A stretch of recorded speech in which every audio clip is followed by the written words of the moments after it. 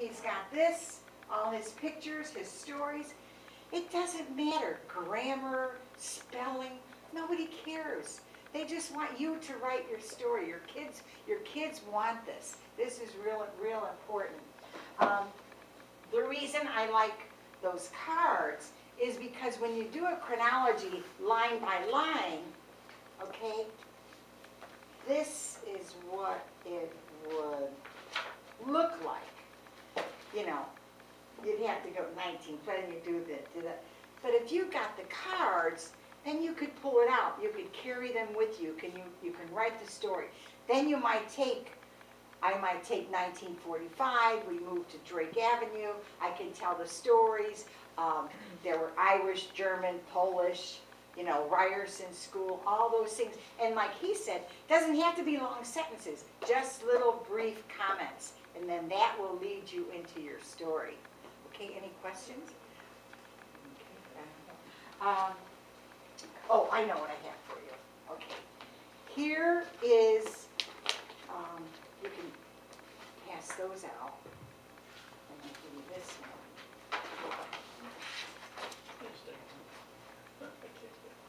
And here's another one. You can take those.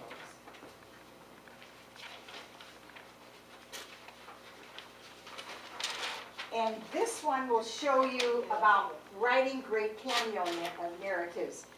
Step 1, choose a photograph that you like. Let yourself return to that photo, look at it. Okay? So there, and again, I have more of these if you want them. Step 2, list the information and the memories on each on the photograph using the chart. Who, what are you doing, how are you feeling, okay? What were you doing, when was it, where was it? So these little things will really kind of help you. It says here, start writing about any photo you want to write about. Don't worry about chronological order. This was 1958, I was 18 years old. I never did this on any other picture in my life. So, you know, it can happen. Concentrate on individual photos, be specific and clear, use dates and names of the people, use all senses, see, hear, taste, touch, smell. I can look at this picture and I can feel my mother next to me, I can see that hat, and that day, it's really interesting, it was 50 years and I remembered what happened. My brother had a little car dealership and I had the car and I hit a car. And I didn't tell him.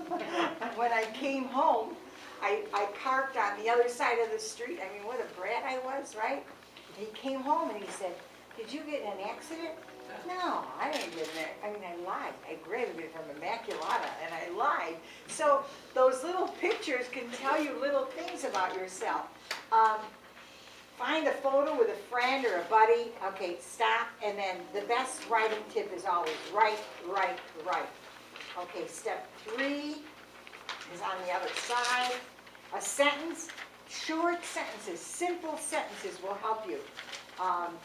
Put your sentences together. It's a rough draft, okay? And write or type a clean version of your cameo narrative to accompany your photo in the album, okay? So write it. I did a class a couple of weeks ago. A girl had 6 kids in her family. The picture was a black and white. It was taken in front of church. Her mother's in a nursing home. And what I tell people when they write their narrative, they have to have it go someplace. They have to have a deadline. I said, okay, what's your deadline? She wrote the story. She wrote everything about everything that the kids were wearing. It was black and white. She had the colors, who gave it to them, why they were there, why they were in front of church. So her mother's in a nursing home. She's going to type it. She's going to take the picture, and she's going to give it to her brothers and sisters. Okay? They might have an entirely different story than she does. I think Leo Bascaglio used to say, I used to tell these stories about my family, and my sister would go, where did you get that story? You know, I'm the youngest, and I remember more things than they do. And I think it's because I didn't get married, I didn't have children, so all of these things, I remember when all the kids were born, my mother would call me and say, I fought the maschile, I fought the family, you know, a boy, it was a girl. And the other thing my mother would do was write letters. And she'd sit at the kitchen table and she'd write the letters, and after it was done, I would, at 7 years old, print the address, via something, Mola de Bari, Italy, and then she'd say in Italian, this is Molese now, excuse me, un francobollo, and I'd have to walk to the drugstore on Central Park, or no, Drake, actually it was St. Louis and Chicago Avenue. The drugstore sold the international stamp, put it on there and mail it. The next week she'd get a letter. This went on for 50 years, you know. So those and don't have those letters. I wrote about it last month in Fenor. Don't have those letters. That's why your letters, your photos are so, so important. Your grandchildren, you know, tell your story, okay? And so then on this other one, your memory list, making lists, these are joggers, your ancestors, so this will help. Grandparents, parents, aunts, birth names, you know, you can go through this whole thing. So this will help you too with all the genealogy that the others have been talking about, okay? And it's just fascinating to see what evolves when you start writing. And I only do 4 people to a class only because everybody wants personal attention. You know, like this, there's a lot of people here. I want to make sure everybody gets it, but you've got to do it. Just sit down, write it out, take your first year, when you were born, your birth date, your mother and father, what hospital you were born in, your brothers, your sisters, any stories. I remember my mother would say Sabella and somebody else, Kumachichil, all these names. They went to the hospital with my mother because my father's birthday was the day, my birthday was Tuesday, it was April 9th. He stayed home.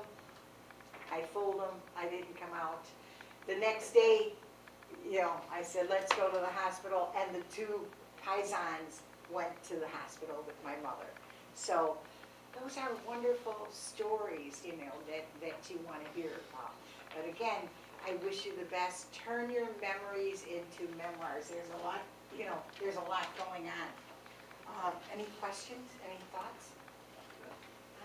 How you doing, Rachel, with your writing? I'm writing, journaling every day. Yeah, we had fun. That was great. Yeah. So all it takes is 5 minutes. So I'll get out of your way right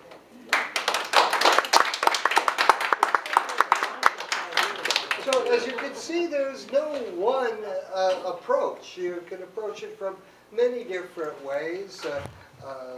The genealogy and all that kind of research, or just writing from memory. Our last speaker is Dan Nimyuk. Dan has promised to be very quick because he's got a hot date.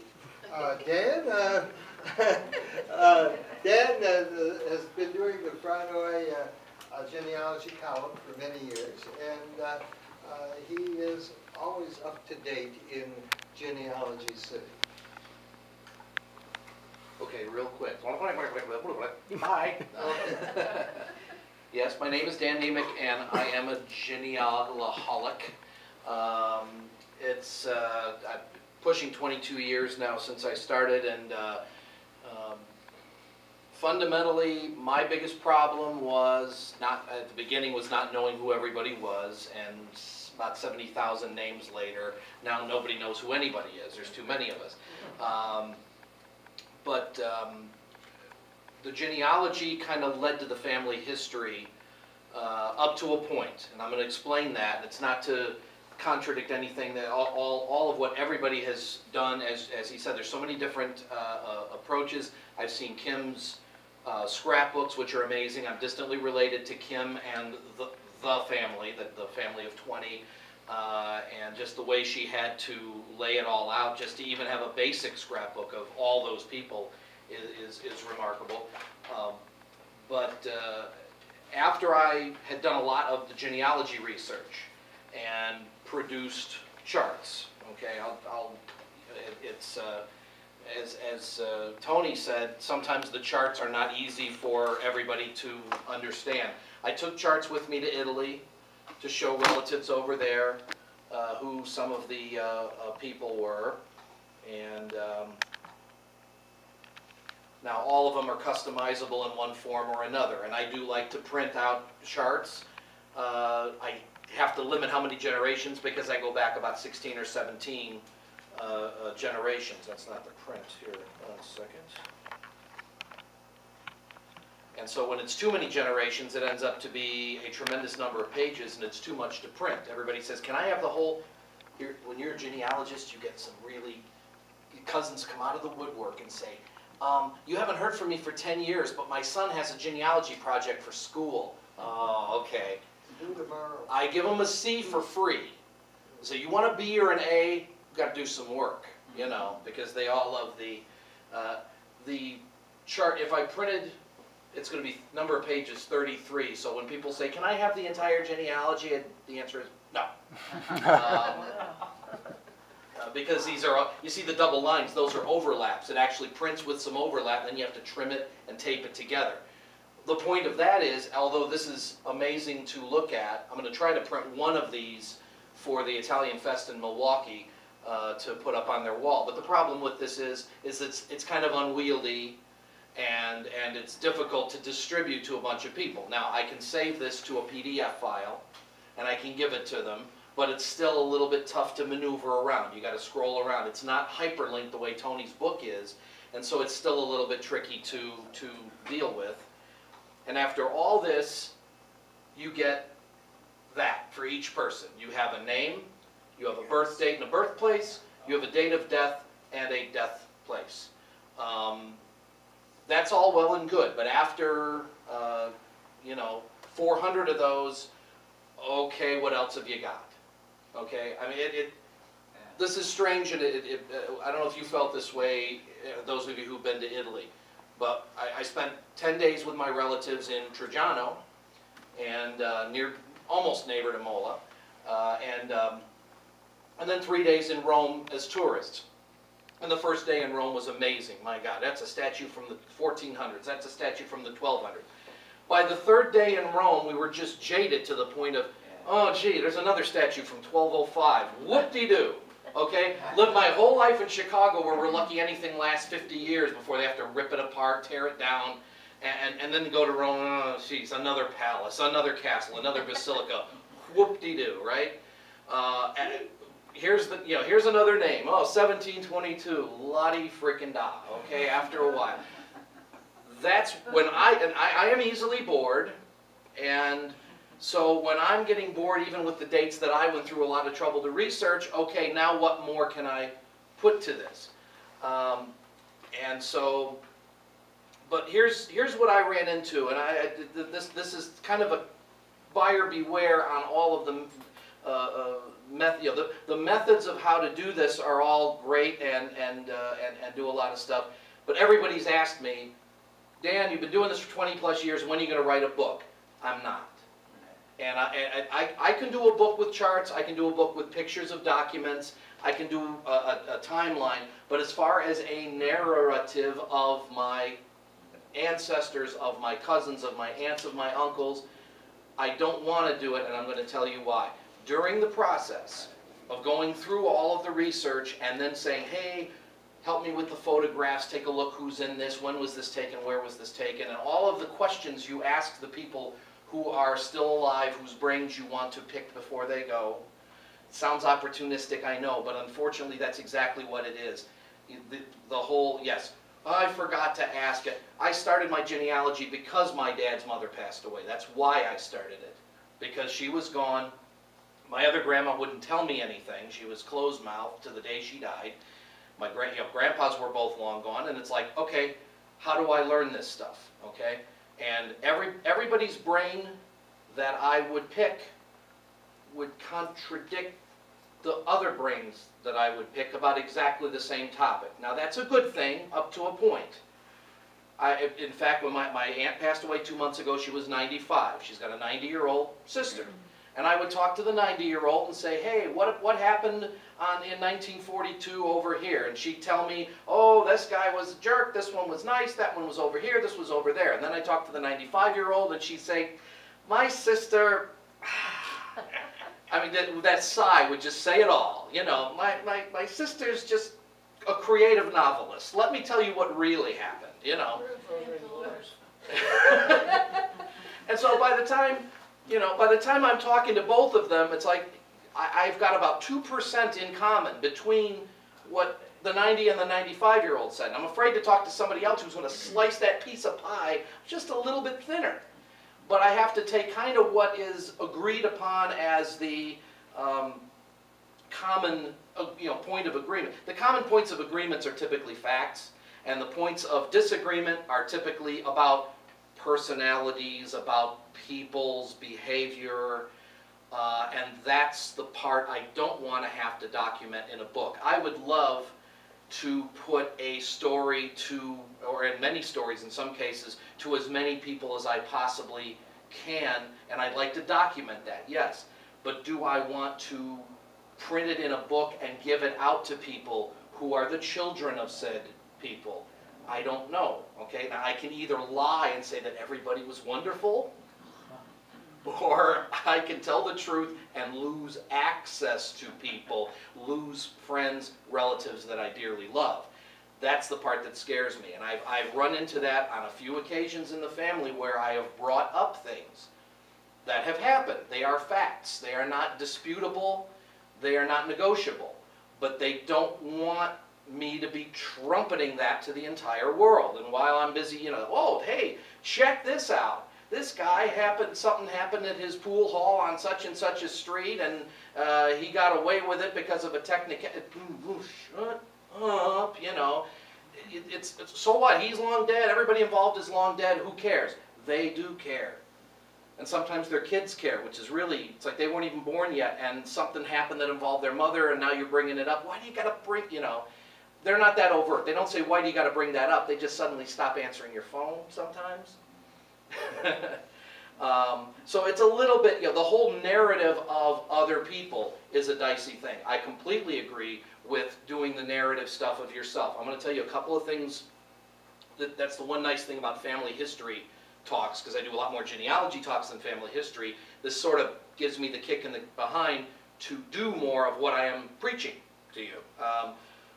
One of it is the whole journaling thing. I would love to have the time to do. I should do.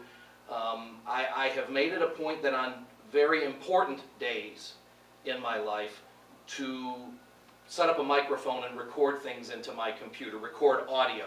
Because not only do you get the words, you get the inflection, you get the mood, okay? September 11th, okay, I went home from work. I had a major computer project that day I was in the middle of. I was the only person in the company who was not in the boss's office watching the buildings come down. Okay, I have a strange, how do I put it? You know, I mean, it's like it wasn't happening in my world. My world was this server will not run. It had nothing to do with the problem out in the world. But I have to fix this. My company can't function.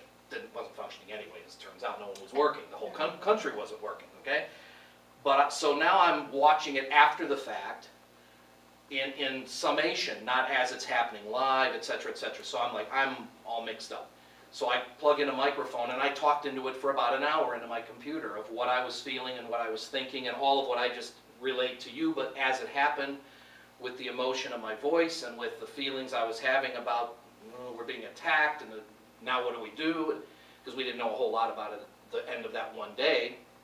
So I recorded a lot of stuff. I've done that when I've heard of the deaths of family members. You know, there's times I want to just sit down on a regular normal day and just say, well, I got on Facebook for 20 minutes and then I watched some DVDs and then I went to bed. I mean, it is a part of my life. It's a mundane part of my life. But the mundane parts of our lives are what's going to be interesting to our grandchildren somewhere down the line.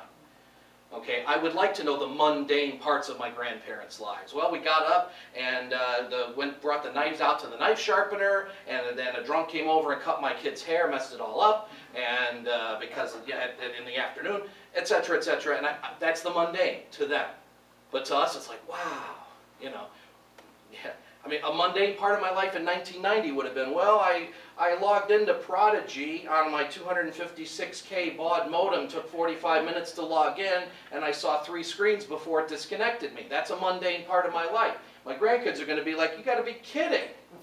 What's a modem? What's a baud? What's it? It brings up stuff. And it's history now. 40 years hence, you say, yeah, look at this. Look what happened. Look how it was. So that it's the kind of stuff you want to, you do want to record some mundane, because what do we take photos of? We take photos of our big family events, big things that we do. Here's the second thing that I do. I want to say this before I forget, because I want to actually demonstrate something that can be of help to you. In fact, when we start passing the handout's just for one part of this. But some things came to my mind while other speakers were talking that I want to amplify. I've done it a few times. I've made a timeline based on the photographs that I take. I mean, digital photographs have the date and time built into them. And at the end of the year, I can do a search. Give me everything that happened in 2007.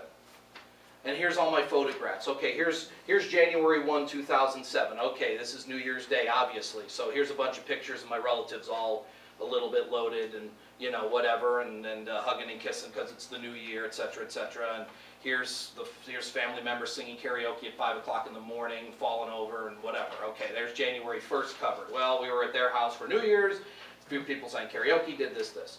And then here's pictures from January 31st, my dad's birthday. I gave him a blah, blah, blah. Okay, here's February. I mean, the books, the historical books, I've got this book about the Beatles, and literally is a day-to-day timeline of their entire career from the time they signed with Brian Epstein till the time they signed their papers to break up as a group or whatever. And I mean, every single day they've got this little, you know, of course their lives were far more interesting than anything we'll ever experience, you know. Well, it flew to New York, you know, each Beatle had 2 girls, whatever, you know. It's like great, a nice exciting life, but it's like I want to do a timeline of the big things that happened in my year while I'm got them in my mind. I don't want to do it 10 years later. Hey, let me do a timeline of 2000. And I mean, I'll have the photos that'll tell me where I've been and what I've done, but it'll be harder to remember the detail of it. Okay, so you take the pictures because the pictures have the dates. Okay, here's where, gee, I forgot I went to see Mort Saul at the Skokie Center for the Performing Arts in May of whatever year. I forgot that I went to see a rock and roll, to see Chicago at Ravinia or something.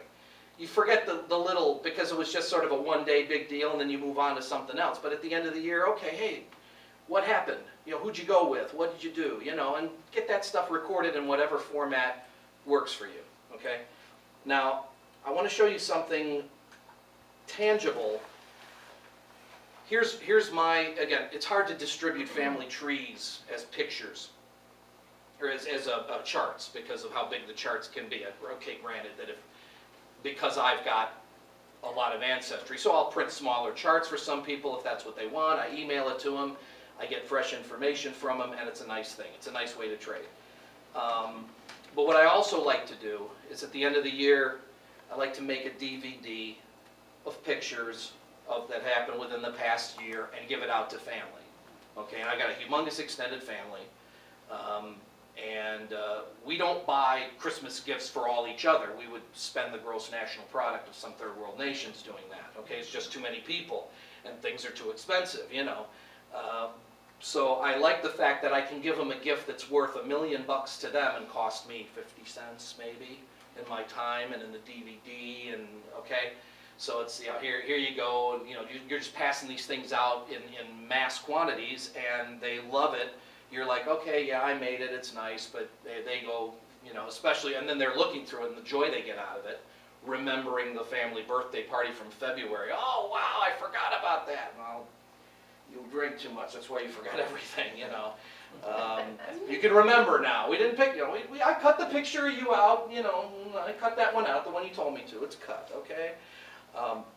Anyway, the other thing, giving pictures on DVDs, I was going to demonstrate a software program that would help do that. It would gather, you get the pictures, put it into the program, it would put transition effects between them, and then it would give you a time of how long it would be to run the 75 photos with a 5-second delay between each, and then you put music that would fit that timeline, and so you've got music fading in and out and the whole bit. I was going to show all that stuff. The program won't run on my machine anymore. It's all, the program's old, the machine is new, and vice versa, and I've been battling with it, so I can't show it. There are ways to do it with different pieces of software. I'm curious to try that iMovie because of the transition effects he had in some of those within that video. Were pretty slick. We've never done anything like that with any video that we've captured. I mean, it's to the point now where I don't even bring a camera anywhere. The cell phone camera is just as good as the old digital cameras used to be. And so, the only problem being is that you're holding the phone out like this, and of course your hand is doing this, and so every picture looks, you do want the steadiness of a single digital camera if you remember to bring it. And I forget. But now I've gone through a lot of family members and scanned a lot of their photographs. I've got it's pushing 30,000. Okay, and that's why this project isn't done, and that's why I'm hoping this talk pushes me to at least get going with it. There's two things I need to do with my pictures. One of them is to document them and organize them better, and the other one is to pick the brains of all of the folks who are still living and say, who is that on the right? When was this taken? Where was this taken? When the 1940 census was released earlier this month, okay, there's no index because they have to build an index, but once Illinois was finished loading on April 5th or 6th, okay, now I can start looking, but I can't search by name. Okay, Mom, where'd you live in 1940? April of 1940. Makes a difference, unfortunately, in my mom's family. They moved a lot when the rent was due. So you're laughing, it's true. But so Ma says, well, I think we were, I told my mom, I said, we have a copy of Aunt Connie's birth certificate. She was a baby, she passed away a year later, she was a twin. We have her birth certificate, and it's October, you lived at 1501 West Grand. And she says, no, that's not, I said, well, that's where you lived in October. Where'd you live in April? Well, we were on such and such. And I said, well, put Dad on the phone. Dad, where were you? Were you on Harding, or were you on Superior Street? He says, no, we were on 4922 West Race Avenue. Okay. So now with the addresses, then I went and hunted down what enumeration district it was, and I found everything. And then, that put an emphasis in my mind about you need to know where things happen and get a time frame down and be able to find it. Now that's for census, and that's, census gives you a few facts, certainly doesn't give you a lot of stories. But what it made me realize is that what I need to do is I need to go through these pictures and I need to get them nailed down as closely as I can to a time and a place and who they are and what event it might have been that was going on that day. And again, I've got pushing 30,000 pictures. I got a long road ahead of me, okay? When you take digital pictures today, guess what? You get a file name. It says dsc0920.jpg.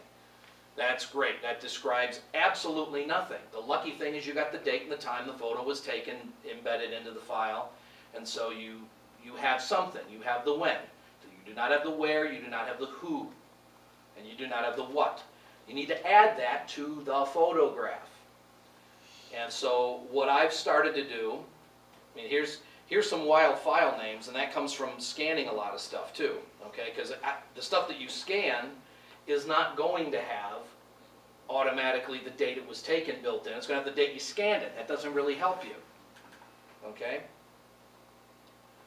Two good Italians right there. She's Polish, he's Jewish. They're married. They're at my mom and dad's wedding. So what happens in these pictures is that in the properties, you've got some fields back here. And I want to put a caveat on this that's not on the handout. This does not work for bitmaps, BMPs. A lot of the stuff I scanned at the very beginning, I saved them as bitmaps because bitmaps, everybody said, well, JPGs, you lose some of the quality. And if you open and save it and open and save it and open and save it, you're going to lose some quality. Well, if you open and save it and keep it at 100%, you're not going to lose anything. But I still have a lot of bitmaps. The bitmaps do not have these little fields buried in the background of the properties that where I can put this stuff in. And unfortunately, that means I need to put it in the file name. Some of the file names I have, go out into the parking lot, okay?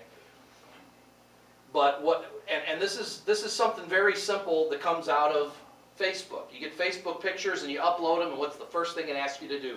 Tag people, okay? That's all well and good. Now you need to go back to your computer hard drive, and you need to tag the people in these pictures, okay? So in here, this is Windows Vista, it's under the word tags. On the computer that he had here, which is XP maybe or something earlier, it might just be under properties, under keywords. And you basically put in here as many people as are in the photograph. Now this doesn't put the little box around their face the way Facebook does, okay? I put a subject of what it is because I happen to know these are from my mom and dad's wedding, and the reason I know that is because they were so cheap, they got the proof by Lee there, and they never did order the actual pictures. Okay? Maybe not the only family, but anyway, once I see proof by Lee, I know they were either my parents or my aunt and uncle who were just as cheap. Yeah, pictures are expensive. They're really expensive now. Let's see, I had that up here. Okay. So, I have a question mark. I have the where and the when. Actually, I'm not 100% sure this was taken at my mom and dad's wedding. Okay, I mean, you can kind of, you need to use what they're wearing sometimes to say, oh, look, they got the same outfit on here as they have on there. It's probably taken the same day. They look the same. That's okay till everybody's wearing tuxedos and the same dress they wear to 17 different weddings, and you don't really know, okay?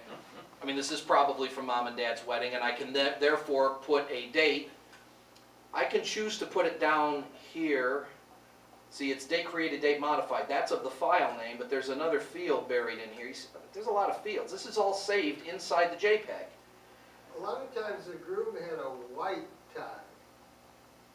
I'm not sure, well, whatever might be the accepted thing might be a little bit off because, I mean, my Italian side, the bridesmaids almost always wore black, which is, you know, I guess they sensed the funeral that was to come or something, or they just wanted to be ready in case somebody right then and there. That's kind of unusual. Date taken, yeah, I mean, so it's not, not every rule is followed.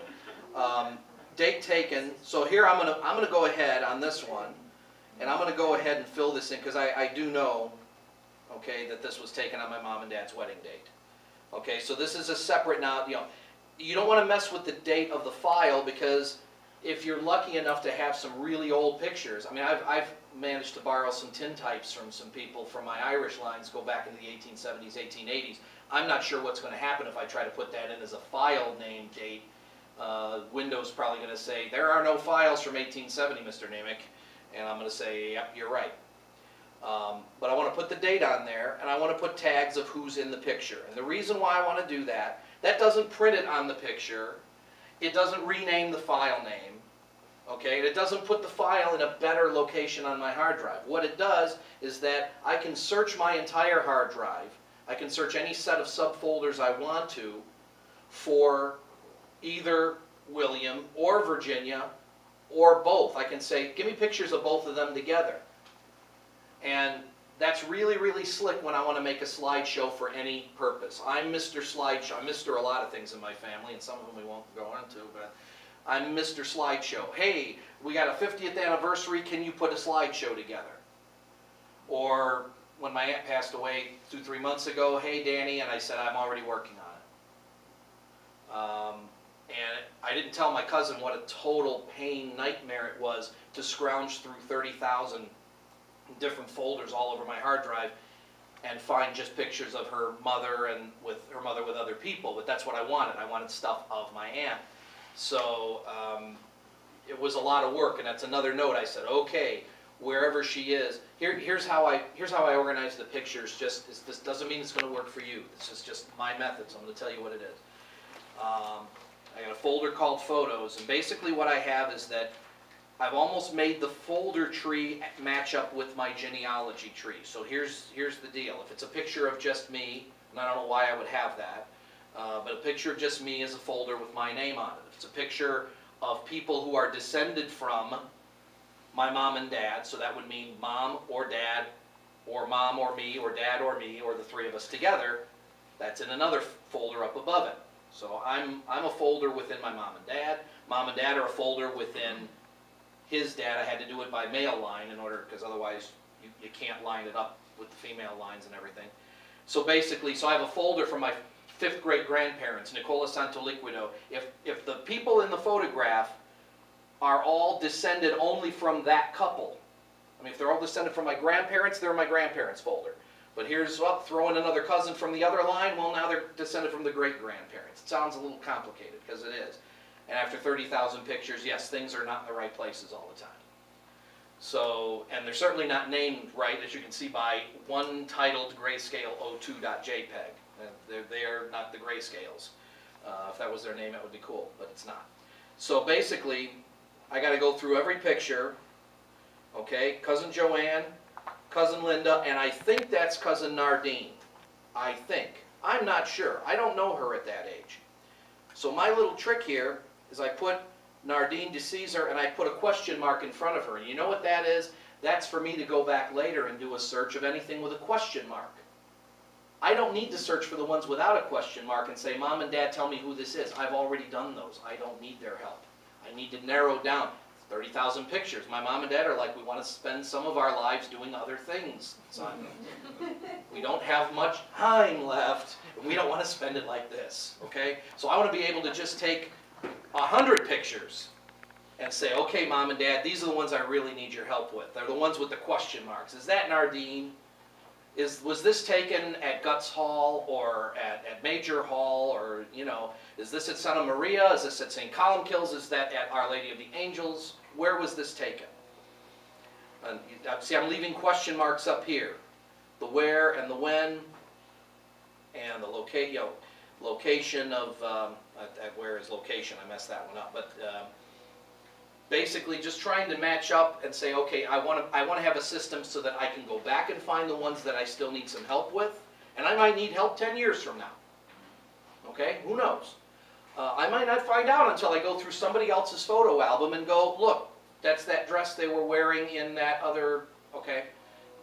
It doesn't make it easy, but this is the beginning of gathering it together. And now the main thing that I want to be able to then do is say, okay, now I want, and I put this in the notes. Everybody I name in these tags, I use their maiden name. I do that mainly because my Aunt Adeline, who was married 3 times, so she's had 4 surnames in her life, and if I don't know the exact date of the photo, I don't know what surname it was. Okay? Her middle year, she was married to one guy for like 30 years in the middle, so that one I can sort of do. But the beginnings with Palumbo and the later ones with Petrosino are kind of tough. So basically, okay, now with that in there, now I should probably search just, because there's stuff with her name, with the name in the filing. Let me search in here. In fact, so if I'm going to see somebody from the Abenanti family, I want to break out only the pictures that have them in it. So I want to look for Frances Abenanti and Mary Abenanti. Those are the 2 sisters who didn't agree on the history. But I want to break out their pictures. And if I want to narrow it down to just Frances, then I want to just show Frances. Okay, so by putting those tags in the file names, you might then have to go to your search settings in Windows and tell it to hunt down using the properties as well. Sometimes it's set up to only look in file names, and then all these tags are not going to come up. Okay, so that's a little technical thing you got to do, is go into the search settings depending on your operating system and say, I want to search including the contents of the files. Does this program come with Microsoft Office? This is just Windows. I don't want to, let me, that's a good point, but let me make it, I don't want, see, okay, it popped up with 2 of them from that particular, one is kind of a damaged files. You can only see from the header. You can't even see her back there, but that's Mary Abenanti, that's the 90-year-old, and my mom and dad. And then there she is, the same thing with a bunch of there's her sister, her Kumada, and 2 aunts and her husband. So pictures of just one person hiding in different folders all over the place. Okay, this is my mom and dad's wedding stuff, but everybody in the picture is not my mom and dad. So here's, if I put in the folder, it's mom and dad's wedding, it's going to pop up every time I ask for my mom and dad's name. I don't want it to do that. I only want it to point it out if the human being in there is the right human being. And if I search for two of them, if I say Francis Abernathy, Joseph Latourie, I'll get every picture of just my granduncle and his sister Frances. They're different surnames because there's two marriages. So then I could search it any way I want, and God forbid when my aunt passes away, my 90-year-old aunt, okay, now I hunt down every picture of her, and there's a ton, copy it into one flash drive, and make the slideshow. Or she just turned 90, somebody else did the video, I didn't do the video this time, and they asked me for a bunch of pictures, and I went crazy hunting them down. Instead, I should have been able to search by name. Okay, take them, I don't care what folders they come from, dump them all into a flash, here you go, use your software, make your movie. And that's, okay, this is a technique to make it easier to disseminate family history type gifts, again, as opposed to, Dan, write the narrative because you've been the referee and everybody's been chewing your ear telling you all the stories. You distill them into the truth and write it out. I don't want to be that guy because I love these people too much to tell everybody what jerks they've been sometimes. And they have been, and I have been too, I'm sure. You know what I'm saying? So it's like, okay, this is a better way. Yes, I'm giving out family history. Here you go. Are you going to write it? Probably not. I mean, because even by the time I'm 90 and everybody's long gone that I'm writing about, their kids are still around maybe. Their grandkids are still around maybe. Why burn the bridge, from that point of view? Again, writing words to explain what's on the genealogy charts is no big deal. Mary Abernathy was born in Chicago on November 4th, 1921. Okay, that's just a fact. There's no personality involved. There's no who got mad at who at what dinner part. Okay, I mean there it is. I mean, with some of the family feuds and the people that don't talk to each other amongst our big family, I don't want to be the guy to write that out, because if I write it down the way Auntie tells me, it's one thing. If I write it the way the cousin tells me who's not talking to the family, it's a completely different story. I don't have referee stripes on, so I don't want to be that guy. Hey, John, so your file name doesn't matter? That's, because you go by name. if I tag everything, the file name doesn't matter. Right now my problem is I've got a lot of files that haven't been renamed, and I've got a lot of those same pictures haven't been tagged yet, and that makes them tricky to figure out where they are. This is a motivator for me. I'm telling you all how to do it, and I got to go actually do it. I mean, and Kim was worried. She's got 1,000 pictures. Poor Kim. Okay. Sad part is I need those 1,000 pictures from her because I'm related to that family too. But and there's a branch of her group that interviewed those 20 people, and they're hoarding that interview. They won't even let her have it. They're keeping it for themselves because of something going on. That's the problem with this kind of stuff. When people sense that you're doing this for, they don't know what purpose we're doing this for sometimes. They're just like, hey, you're obviously trying to find all of our family secrets and skeletons and broadcast them to the world via YouTube and Facebook and whatever way you want to do it. I mean, they were mad at me before this stuff ever came out. I mean, I could go on YouTube right now and ruin a reputation in about 0.8 of a second. It would take nothing. Don't want to do that. Don't want to be known as the guy who does that. You don't want to be known as that either. Because then guess what? When you need information from somebody, they're going to clam up. They don't want to tell you that. But yeah, I mean, I like the idea of the video from the beginning, where you just say, okay, point the camera at them and let them tell the story, and you know what? Then it ain't you. It's him. And if he's saying that my brother was a so-and-so, well, that's his opinion, and we know that it's his opinion. It's not your opinion. So then you still have access to people. Him, well, maybe not. Depends how people felt about it. But it's good, because I want to interview my aunt. My aunt's going to be, blah, blah, blah, blah, blah. She's going to let go, because she knows it's for posterity. She didn't get to be 90 being dumb. So, are there any questions? I kind of went all over the place, but I can't talk about genealogy in 30 minutes, so it's too much to talk about. No questions? Okay. Thank you. We have some books. Thanks to everybody who participated tonight. I think it was a great evening, a very stimulating evening. I learned a lot, and I hope you did too. And I want you to stay in touch with us. If we don't have your email address, please give us your name and email